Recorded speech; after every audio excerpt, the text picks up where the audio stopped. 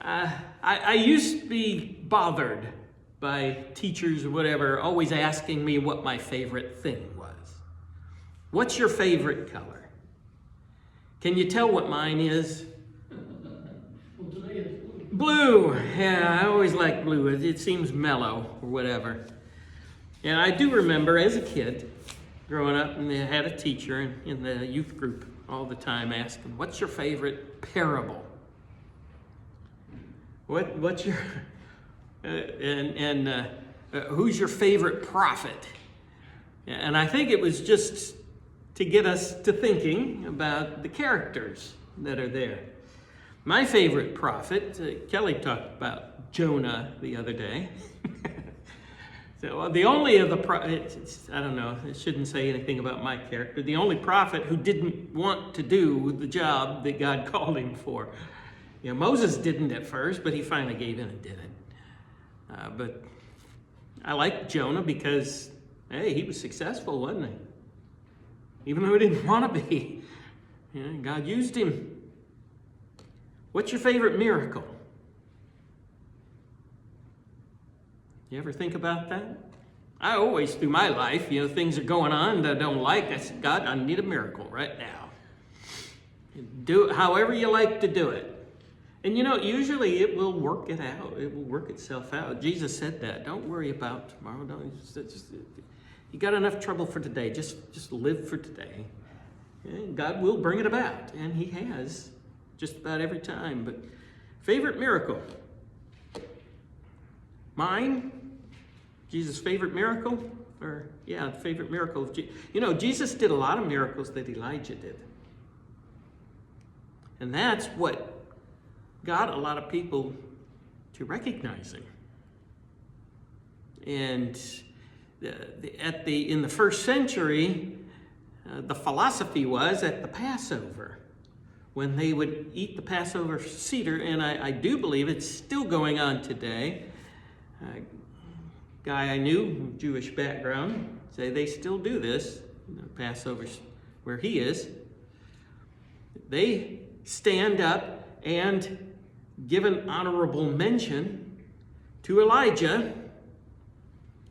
And there's a pause for a moment, and they wait for Elijah to come on through the door. Show up. Because the scriptures that we call the Old Testament, which in the first century, that was the only scriptures they had, they end with the return of Elijah.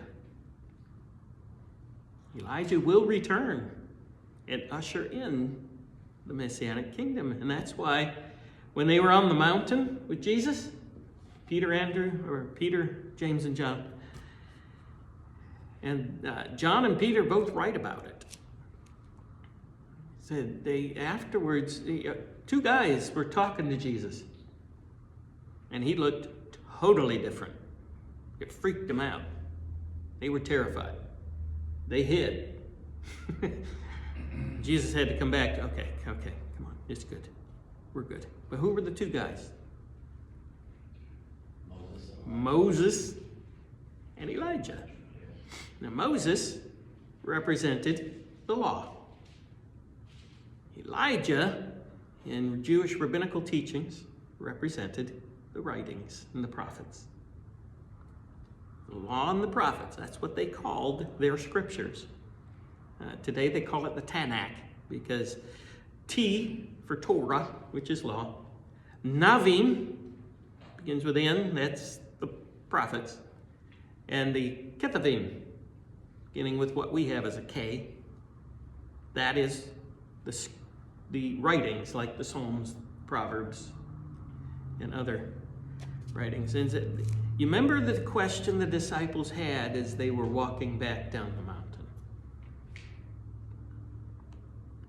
Why do the scriptures say that Elijah has to come first?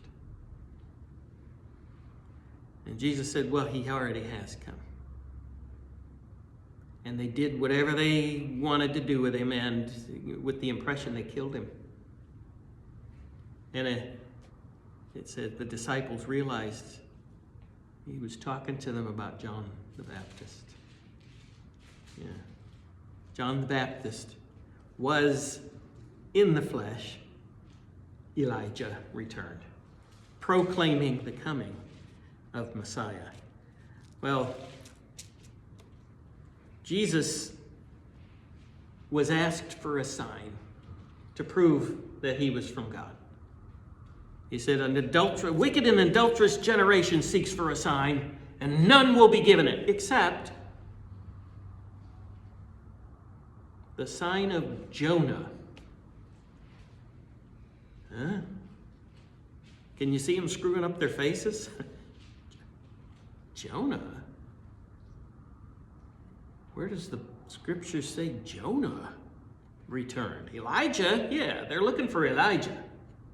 That's why when John the Baptist, when he came out preaching and started to do miracles, it'd been 400 years. Nothing like this had ever happened, and that's what flocked people to him. This is different. They recognize that as the fulfillment of the prophecy of Malachi. Malachi, as they say it in the U.S. English. But Jesus' favorite miracle for me was the fulfillment of the sign of Jonah. As Jonah was 3 days and 3 nights in the belly of a big fish, so what's the sign? Okay, yeah. So the Son of Man will be in the grave 3 days and 3 nights. Yeah. That still was not fully understood when Jesus rose from the dead.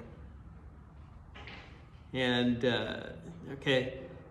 Friday was when he was crucified. We'll get there in a second. But Saturday, if you do it in our terminology today, they had to bury him before sundown, because Jews counted days from sundown to the next sundown. So when the sun went down at night, it was the next day. The next day, it is studied by theologians. They were calling it a high Sabbath, which meant that Passover, one of their main feasts, fell on the Sabbath. So it was not just a Sabbath like usual, it was a high Sabbath. Something special was commemorated on that day. Well, they had to get him into the tomb then before sundown.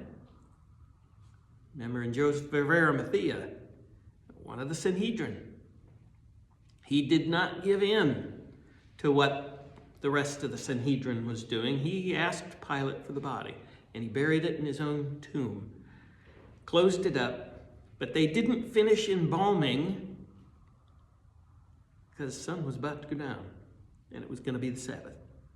And anybody working, exerting energy on the Sabbath, was unclean and could not celebrate. Plus, they'd just touched a dead body. He wasn't able to celebrate the feast according to the rules or whatever. So a lot of those rules came about through the Pharisees in time. That they had to hurry up the burial. And then came the Sabbath. Can you imagine what these guys were going through? They call it Silent Saturday in some circles. What were these guys thinking? John was the only one with Mary at the foot of the cross. And even Jesus' brothers weren't there. And John mentions that they didn't believe in him. You got to wonder if they believed Mary's story of how she was pregnant before the wedding. And so one of the last sayings on the cross was Jesus giving the care of his mother to the one he trusted. He evidently didn't trust his brothers. So he gave care of Mary to John. But then, where were the other guys? Fishing. They went back to fishing after the Sabbath. Yeah, they did. They went back to their old jobs. They thought it was over. And when the women went to the tomb to finish the embalming, first question they ask, and I'm summarizing, but I think we all know the stories here. We've read them many times. A 3-ton stone was common to roll in front of a tomb to keep the predators out from desecrating the body, scavenging. Who's going to move that stone? Now, Satan remembered Jesus' miracle. The sign of Jonah basically said, if I do not come out after 3 days, okay, you're right, I'm a fraud. Everything's off. Just wipe me out of history. I'm just like anybody else you crucified and died. But if I come out on the 3rd day, you had better put into practice everything I said. He did what my grandmother told me never to do. Old farm girl. You never put all your eggs into one basket. Yet Jesus did. One miracle he used. One miracle to prove everything about him to be true. If I come out. So, how did Satan act then to keep that from happening? Do you remember the story of his burial? You see how Satan worked there? Yeah, they asked Pilate to have guards stand and watch. Yeah. And to seal the tomb up. Which, someone has told me that part of the world, that time period, they would take melted wax and put it around the edges of the stone like we do caulking around the windows. And that they would have a blob of it on the stone with a rope to the edges, so that if that ever moved, of course that's out of place, it's, aha, see? So, a guard is 4 soldiers, I've heard. And guard duty, especially for a notorious criminal who was executed, was only the elite guards. That wasn't given to the privates and those of low authority, because nobody likes guard duty. It's similar, somebody had explained to me in Washington, D.C., if you ever go to Arlington Cemetery and watch the Tomb of the Unknown Soldier. I remember as a kid going there, and I've gone back many times. That only one time as a kid do I remember that guy marching down in the Marine Blues. And he had the white stock on his gun, and he was impressive. And someone got a little too close. And he stopped, looked at him, leveled his weapon, said, 2 steps back. That guy meant business, didn't he? And I was told by someone who has done guard duty, not necessarily there at the Tomb of the Unknown Soldier, but on guard duty in public places, they have their M16s with a full metal jacket and no safety on. They mean business. That was the guard that was posted for notorious criminals. 4 trained killers. And these 2 little women, they're going to come and finish embalming. Who's going to roll the stone away? You think the soldiers will let us? Probably not.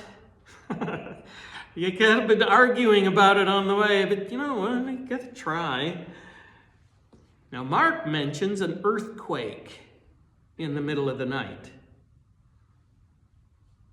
When they got to the tomb, according to Mark's gospel in the original language, that if you were going to steal the body, how are you going to overcome the 4 trained killers?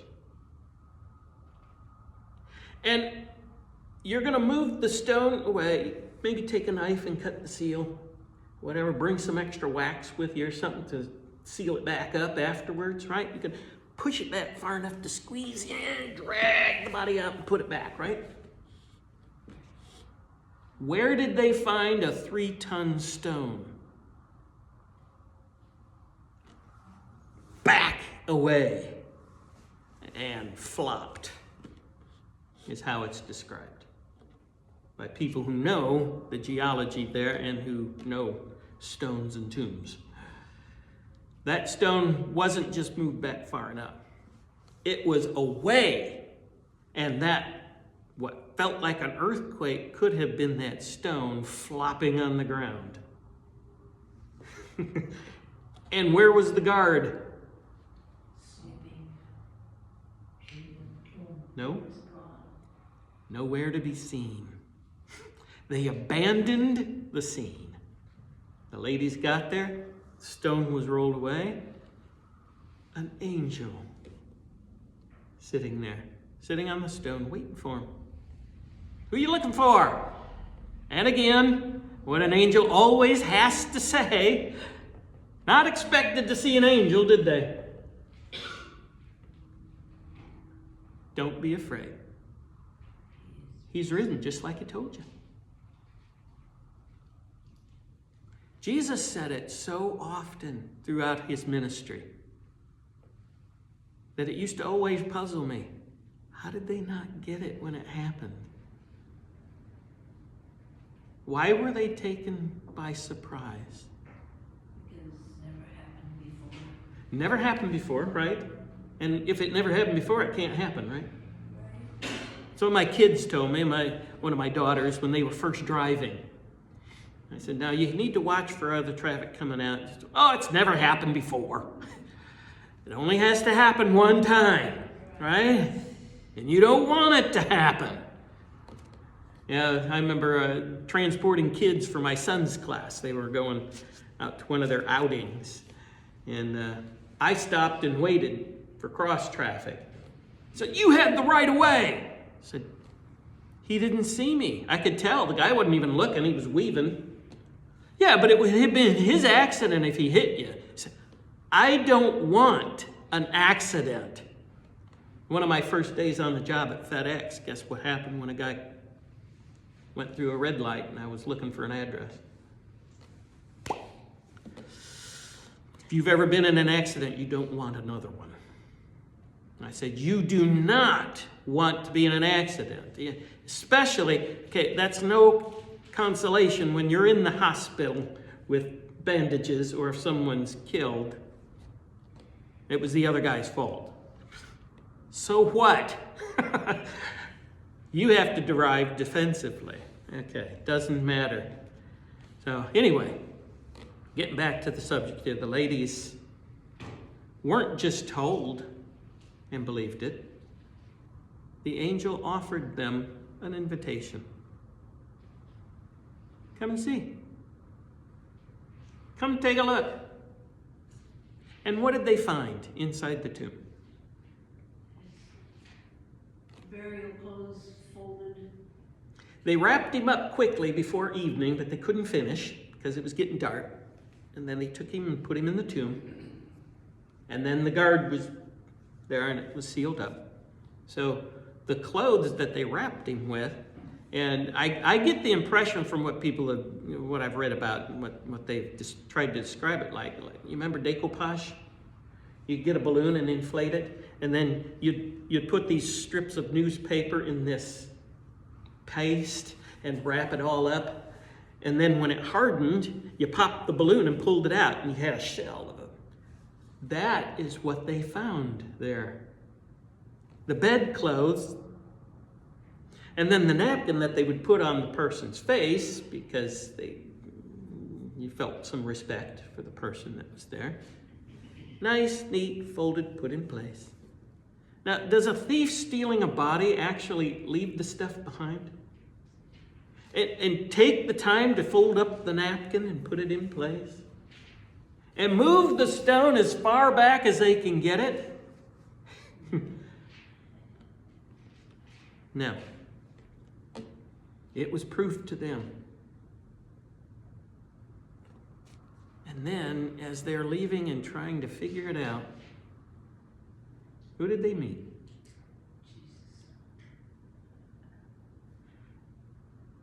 Now, the body it was the actual body that had been crucified. Thomas would not believe it until he was able to see the nail scars and the piercing in the side. That is why, to this day, we talk about a doubting Thomas. I'm thankful he doubted. Jesus said, go ahead, take a look. It didn't make him mad for him to doubt or to ask for some proof. Go ahead. And he sat and ate fish with them too. Dead bodies don't do that. Thomas says, my Lord and my God. Only then did he believe. Yeah, and we were at Wapak, I think it was last time. John led that song, Thomas's song. Yeah, that's a hard one to sing, but it's nice when you hear it. Yeah. I think how difficult it was for the women, correct me if I'm wrong, only them saw the angels at the tomb. Yeah. And women were not considered reliable in their testimony back then. So. Now, and it's been asked before, and you got to believe this. If this was written by a human, it'd be far different than the story we've got. You wouldn't, first of all, have women go into the tomb the first. But even Jesus' birth, who were the first witnesses of his birth? If it hadn't been for angels breaking through and talking to them, who would have known it happened? Among the hustle and bustle that was going on in Bethlehem, shepherds. The job nobody else wanted. Those people stink. They smell like manure. Smell like a barn. You hear women going to the tomb. When they raced back and were telling the disciples, how did they respond? No. But an invitation. Come and see. And that all comes out later when Jesus gives what is called the Great Commission. Don't just talk about it. Don't just tell people. Bring them to Jesus and let them find out for themselves. That's how it was with resurrection. So, 1 Corinthians 15. A long introduction, but it answered a lot of good questions for me as a young ministry student when they said that they went in a certain place and preached the gospel. Okay, good. You know what gospel means. It's euangelion, as it's pronounced in Greek, but now the U has been changed to a V, and we use the word evangelism. The gospel was originally in English as God spell, because a spell was a message of elation and victory, a victorious message about God. And we just, in time, take a shortcut, get rid of the D, and we call it gospel. But it means good news, a good message, a message of victory. All right, they preached the gospel. What did they say? What did they talk about? Me, I wanted an outline. I want to preach the gospel. What do I say?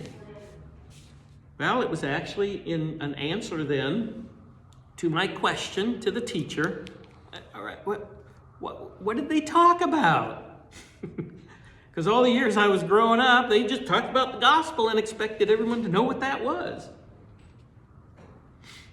Brothers, I want to remind you of the gospel I preached to you. Okay, I'm listening now. It's been there for 2,000 years, but now I'm ready. This is what you received, and on which you have taken your stand. By this gospel you're saved, if you hold firmly to the word I preached to you. Otherwise you believed in vain. Come on, Paul, get to it. You can understand why my uncle told me not to go into medicine, right? He says, you have no patience. Class clown. Don't be a doctor. You don't have any patience. I couldn't wait. Well, and this is the faith that Christianity is based on. Not only did Jesus base everything about him to be true on one miracle, the church's whole foundation is on one miracle. Peter got real close to it when Jesus asked, who do people say I am? And they put him in very good company. John the Baptist, Jeremiah. Who do you say I am? Remember Peter's confession? You're Messiah, Son of the living God. That had never been stated before. That was brand new. And Jesus, I could see him as a kid with that. Yes! You are the rock. Solid foundation. Not yet. He didn't say that though, did he? But it was not yet. Yeah. And I'm going to build my church on that rock, that statement of faith, that gospel. If you hold it firmly, there in verse 2 of 1 Corinthians 15, if you hold firmly to it, you're saved by it. Yeah, but if not, everything is worthless. Going back to the idea of Ecclesiastes. For what I received, I passed on to you as of first importance. Now, pass on is more like not just saying it, but doing it. Because the gospel is verbal and visual. First importance. Christ died for our sins according to the Scriptures. What Scriptures?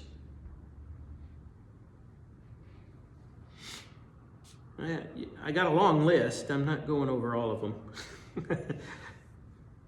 Remember Isaiah 53, the suffering servant? The Jewish rabbinical studies talked about two people there. The one who would suffer at the hands of the occupation, and then Messiah would come to his rescue and drive off the Romans and set up the kingdom. And yet in Acts chapter 8, when Philip heard the eunuch reading, that's what he was reading. You understand what you're reading. He said, no, I need someone to help me. Is he talking about himself or someone else? And he told him about the gospel. You see, the Jews, even the disciples, after the resurrection, did not have a theology that included a suffering, dying Messiah. Peter tried to talk him out of it, didn't he? Right after claiming he was Messiah. And Jesus called him, what? That's mean. I would have been offended. But you have only the mind of man, not of God. This is what saves you. The penalty for sin is death. But no one could be the perfect penalty. So Jesus did it for us as of first importance. It's also in the Psalms. One of the important Psalms that they sang all the time was about resurrection from the dead. I think I have this here. Psalm.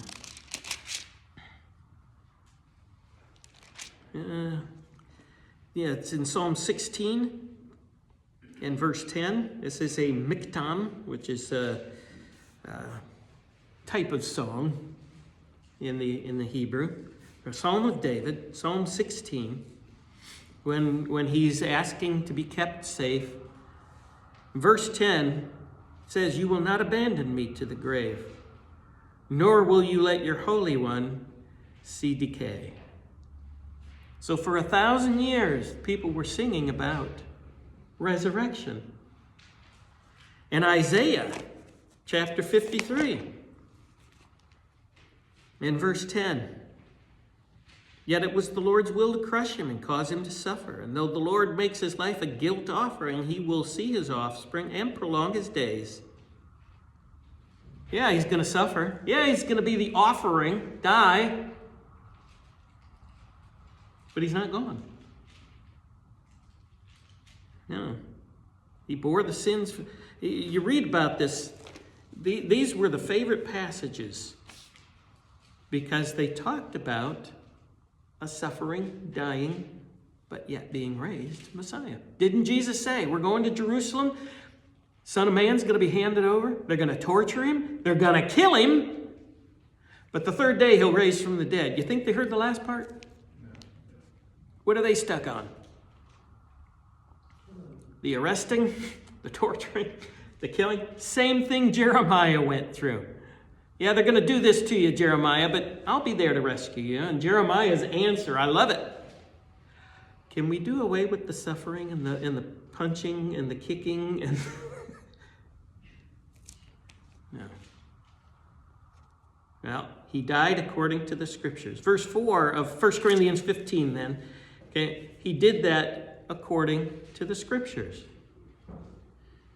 He was buried, and that he was raised on the third day according to the scriptures.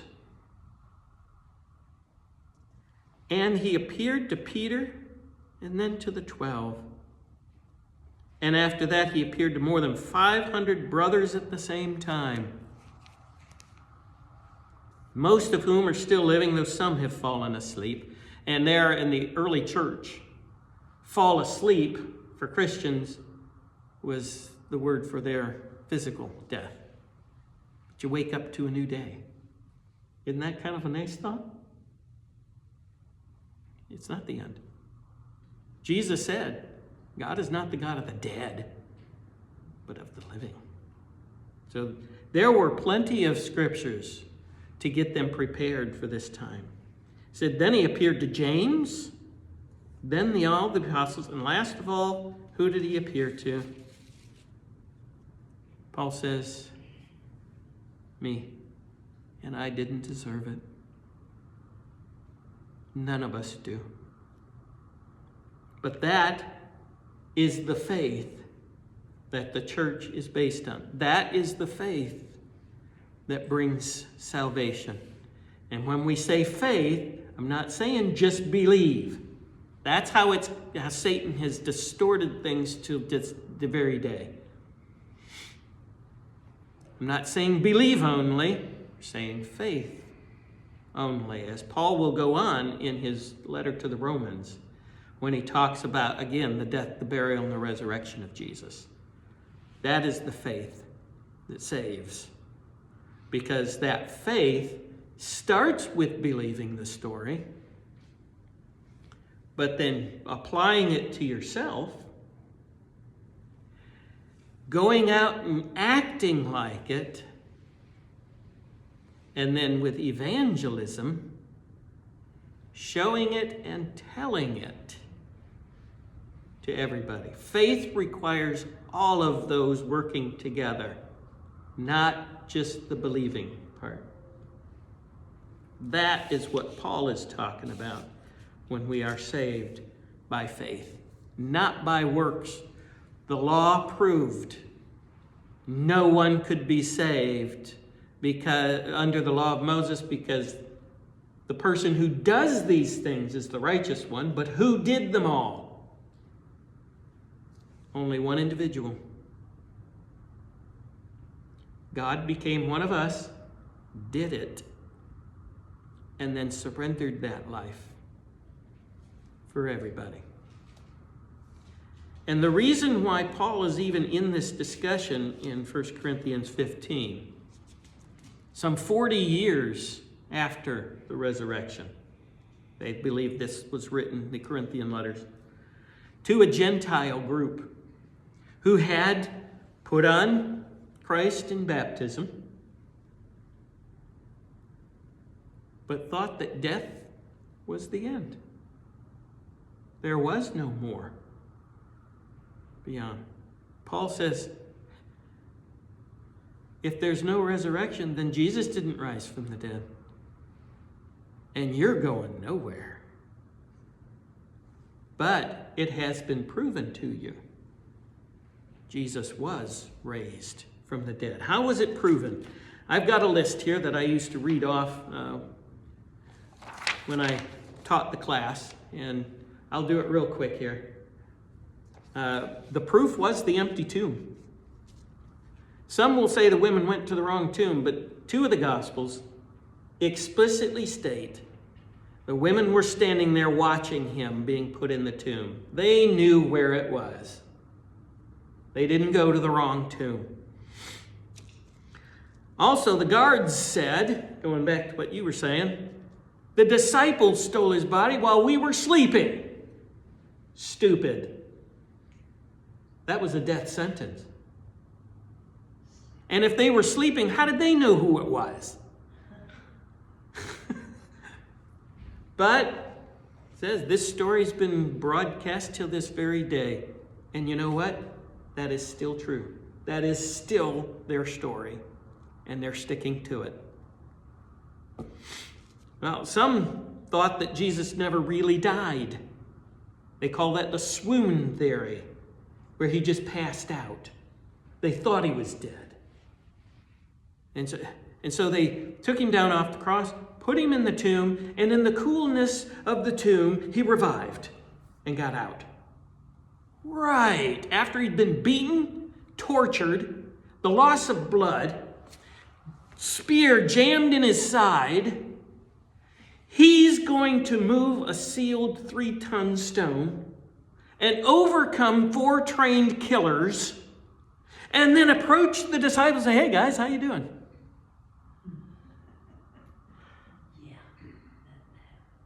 See how Satan gets us to believe stupid things? No, the resurrection, it was all totally proven. 2 guys on the way to Emmaus one day were talking with him as he's walking along.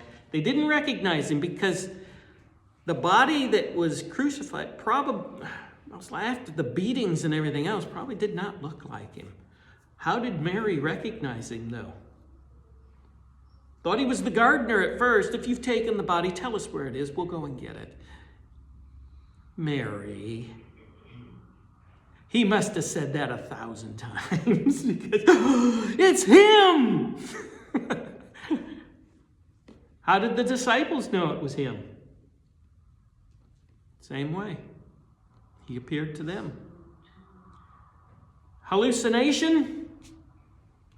Hallucinations don't appear to 500 people all at the same time.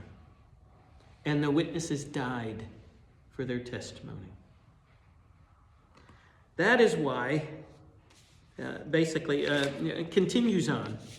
There were others that were still alive, Paul said, basically telling you, if you were reading that, you lived in those days, you know them, go and ask them. They'll tell you. There was so much proof for that miracle. It makes it my favorite. There is no way you can discount it. It was the most proven activity of Jesus' career, in my opinion. And Paul states it was the first fruits of our own. First fruits was when they would go out and harvest the crop at harvest time. The best of the crop, of course, ripens first. That's what farmers usually keep for themselves for seed for next year. And then they sell the rest and leave the stuff on the outskirts that come last for the poor people to come and glean. That's how they did it. The first fruits, though, you were to take 1/10, and it was given to God. And that was a sign. Jesus was the first fruits. The first fruits were a forecast of the harvest to come. If you got good crop then, you're going to eat good this year. Jesus is the first fruits of our resurrection. So what are we looking forward to then?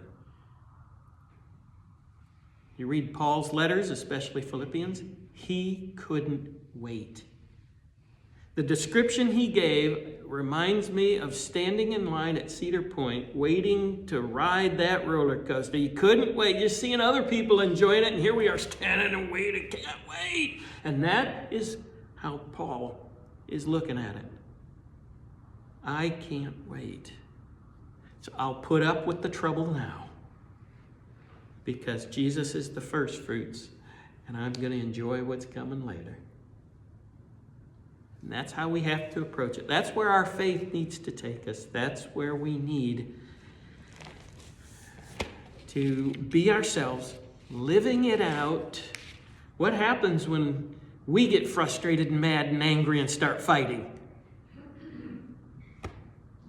Get behind me, Satan. When everything's going bad and we're helping to comfort and encourage people, we offer hope. Faith, hope, and love. The greatest of them all is love. And how does John describe love? While we were still sinners, Christ died for us. While we were his enemies. That's love. And if you don't know that love, you don't know God, because God is love. Now, let's apply that. Let's go out and live it. And when we have opportunity, let's teach it. That's our Great Commission. And that's why I love this time of year, because at least once a year, everybody's at least got that in mind. Use it while you've got it. Seize the day.